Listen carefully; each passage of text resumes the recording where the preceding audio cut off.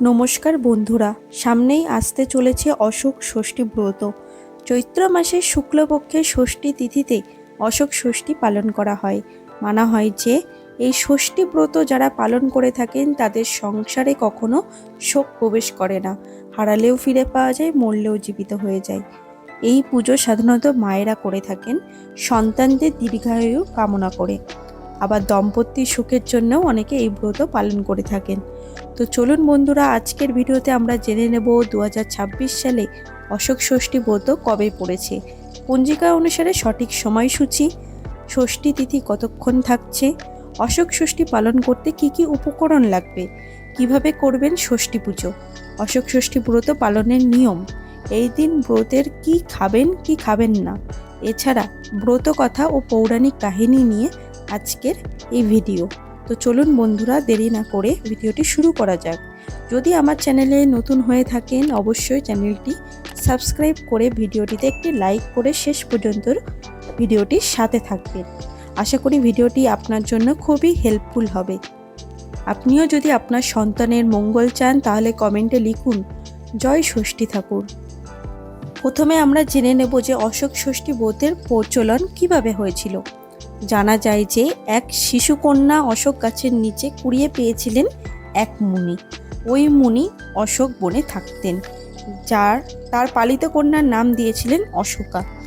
একসময় যখন কন্যা বড় হয়ে যায়, তার বিয়ে হয় এক রাজপুত্রের সঙ্গে। শ্বশুরবাড়ি চলে যান কন্যা অশোকা। উনি অশোকাকে শ্বশুরবাড়ি পাঠানোর সময় তার সঙ্গে কিছু অশোক ফুল এবং অশোক গাছের বীজ বেঁধে দিয়েছিলেন। তার সঙ্গে এটাও বলেছিলেন যে চৈত্র মাসের শুক্লপক্ষের ষষ্ঠী তিথিতে যেন ওই শুকনো অশোক ফুল জল দিয়ে যেন তিনি খেয়ে নেন। একই সঙ্গে ওই দিন অশোকাকে তিনি অন্ন বা চাল জাতীয় কোনো জিনিস না খাওয়ার জন্য আদেশ দেন। তারপর কেটে যায় অনেক বছর। ইতিমধ্যেই 7টা পুত্র এবং একজন কন্যার জন্ম হয় অশোকার। তাদের বিয়েও হয়ে যায়। এরপর এক চৈত্র মাসের শুক্লপক্ষের সন্ধেবেলায় অশোকা অন্ন গ্রহণ করবে না বলে জানিয়ে দেন।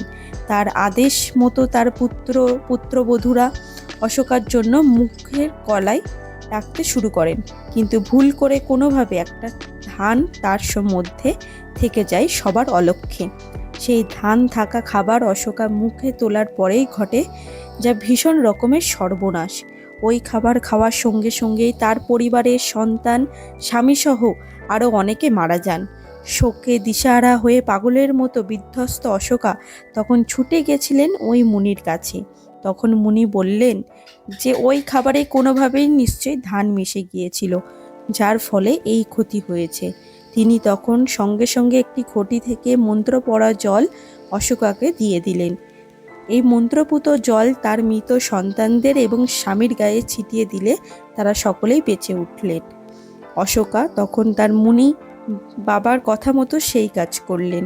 এর ফলে প্রাণ ফিরে পায় তার স্বামী এবং সন্তান সহ পরিবারের বাকি মৃত সদস্যরা। এরপর চৈত্র মাসের ষষ্ঠীর দিন মা ষষ্ঠীর পুজো দিয়ে মুখ কলাই আর দইয়ের সঙ্গে অশোকা ফুল খেতে উপদেশ দেন ওই মুনি। জানা যায় যে তারপর থেকেই এই ব্রতের প্রচলন ছড়িয়ে পড়ে দিকে দিকে। শুরু হয়ে যায় বাংলার ঘরে ঘরে মায়েদের এই অশোক ষষ্ঠী ব্রত পালন। এবার চলুন জেনে নেওয়া যাক যে অশোক ষষ্ঠী ব্রত আপনারা কবে পালন করবেন। 24শে মার্চ 2026 বা 9ই চৈত্র 1432 বঙ্গাব্দের মঙ্গলবার, ওই দিন কিন্তু অশোক ষষ্ঠী ব্রত আপনারা পালন করতে হবে। ষষ্ঠী তিথি শুরু হচ্ছে 23শে মার্চ সোমবার রাত্রি 9:37 থেকে এবং ষষ্ঠী তিথি সমাপ্ত হবে 24শে মার্চ 2026 মঙ্গলবার রাত্রি 7:13। অর্থাৎ এই পরিস্থিতিতে উদয় তিথি অনুযায়ী 24শে মার্চ 9ই চৈত্র মঙ্গলবার দিন, এই দিন কিন্তু সারাদিন ষষ্ঠী তিথি থাকছে। ওই দিন দুপুর 12টার মধ্যে কিন্তু আপনারা পুজো দিয়ে প্রসাদ গ্রহণ করবেন। শাস্ত্রে বলা হয়েছে যে মায়েরা এই অশোক ষষ্ঠী ব্রত পালন করে থাকেন তাদের ছেলে মেয়েরা দীর্ঘজীবী হন। চলুন এবার জেনে নেব যে অশোক ষষ্ঠী পুজোর উপকরণ এবং নিয়ম কি রয়েছে।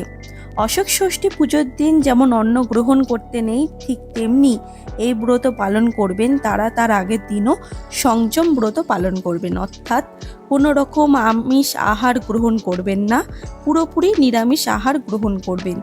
আগের দিন আপনারা অন্ন খেতে পারেন, তবে পরের দিন যেদিনকে উপবাস করছেন সেই দিন কোনোভাবেই অন্ন গ্রহণ করবেন না। সেই অবস্থায় উপবাস থেকে সকাল থেকে আপনারা উপবাস থাকবেন। উপবাস থেকে মা ষষ্ঠী দেবীকে পুজো দিতে হবে। সেই পুজো দিতে যে যে উপকরণগুলি লাগবে সেগুলি হলো 6টা অশোক ফুলের কুঁড়ি, 6টা মুগ কলাই, কাঁচা দুধ, দই অথবা কাঁঠালি কলা, এই কটি উপকরণ লাগছে। এর সাথে কিছুটা সন্দেশ দেবেন অথবা বাতাসা দিলেও হবে, এবং ধূপ প্রদীপ যা কিছু লাগে দিয়ে এই সমস্ত কিছু নিয়ে মা ষষ্ঠী দেবীর থানে পুজো দিয়ে আসবেন। পুজো দিয়ে আসার পর আপনারা প্রথমেই কিন্তু ওই 6টি অশোক ফুলের কুঁড়ি, 6টি মুগ কলাই আর দই কলা একসাথে মেখে খাবেন, অথবা যারা দই কলা দিতে পারবেন না তারা ওই 6টি অশোক ফুলের কুঁড়ি ও 6টি মুগ কলাই গঙ্গা জলের সাথে খেয়ে নেবেন, কারণ ওটি মুখে দিলেই সাথে সাথে গিলে যাবে। তার সঙ্গে মেখে মুখে দিলে জল দিয়ে গিলে খেয়ে নিতে হবে। এটি কোনোভাবেই কিন্তু দাঁতে লাগানো যাবে না বা চেবানো যাবে না। এই অশোক ফুলের কুঁড়ি, মুগ কলাই এইগুলোই খেয়ে কিন্তু এই ব্রতের উপবাস ভঙ্গ হবে। এরপর আপনারা যে সন্দেশ বা ফল প্রসাদ দিয়েছেন, যা কিছু প্রসাদ হিসেবে নিয়ে গেছিলেন মায়ের জন্য, সব কিছুই আপনারা গ্রহণ করতে পারেন। তবে মনে রাখবেন এই দিন লুচি পরোটা সমস্ত কিছুই খাওয়া যাবে। মুড়ি ভাত বা ভাতের থেকে তৈরি যে কোনো খাবার বা চাল থেকে তৈরি যে কোনো খাবার কিন্তু আপনারা ভুলেও খাবেন না।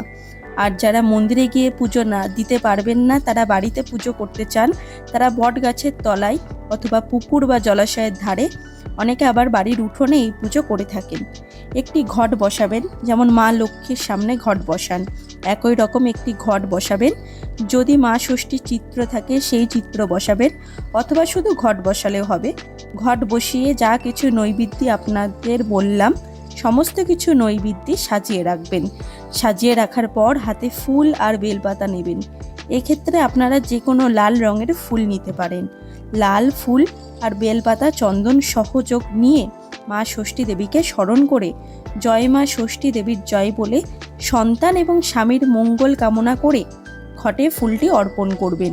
3বার করে একইভাবে ফুল অর্পণ করবেন, এবং তারপর ওই যে সমস্ত অশোক ফুলের কুঁড়ি, মুখ কলাই সমস্ত কিছু মায়ের উদ্দেশ্যে মাকে গ্রহণ করতে বলবেন। তারপর আপনারা ওই ফুল প্রসাদ সমস্ত কিছু গ্রহণ করতে পারবেন। প্রসাদ হিসেবে আর ধূপ দীপ দেখিয়ে আরতি করবেন। এইভাবে আপনারা যারা মন্দিরে গিয়ে পুজো দিতে পারবেন না তারা বাড়িতেই পুজো করতে পারবেন এইভাবে। তো চলুন বন্ধুরা, আজকের ভিডিও এই পর্যন্তই। অশোক ষষ্ঠী পুজো বা অশোক ষষ্ঠী ব্রত বিষয়ে যদি আপনার কোনো প্রশ্ন থেকে থাকে তাহলে আমাকে কমেন্টে জানাতে পারেন, আমি অবশ্যই আপনার প্রশ্নের উত্তর দেব। খুব তাড়াতাড়ি একটি নতুন ভিডিও নিয়ে আসছি, সেই সমস্ত ভিডিও দেখার জন্য অবশ্যই চ্যানেলটিকে সাবস্ক্রাইব করে সাথে থাকবেন। এই ধরনের সাহায্যমূলক ভিডিও আপনার পরিবার এবং বন্ধুদের সাথে শেয়ার করতে ভুলবেন না। ভিডিওটি দেখার জন্য অসংখ্য ধন্যবাদ। নমস্কার।